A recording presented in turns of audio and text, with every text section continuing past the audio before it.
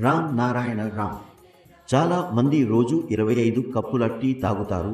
నేను 9-10 సంవత్సరాల వయస్సులో ఉండగా అన్ని చోట్ల నీళ్లతో మునిగిపోయినా ఒక వ్యక్తి మైలు దూరం నడిచి టీ తాగడానికి వెళ్ళేవాడు. ఇక్కడ మనం చేసే ప్రతి పని అదే టీ తాగేలా ఉంటుంది. ఏనుగు ఒక మేక బల్లిలోకి ఆహ్వానించి మేక తినే ఆహారంతో 8-10 ఆకులు ఎక్కువగా ఇచ్చినప్పటికీ అది అతని ఆకలిని తీర్చాలా అతని ఆకలిలా ఉంటుంది. మనం అలాంటి పెద్ద మనసుకు మేక పిండం వంటి ఆహారం ఇచ్చి సంతృప్తి పరిచేందుకు ప్రయత్నిస్తాము. ఈ ప్రపంచంలో ఆహారం అతనికి మేక పిండం వంటి ఆహారం కావాలి.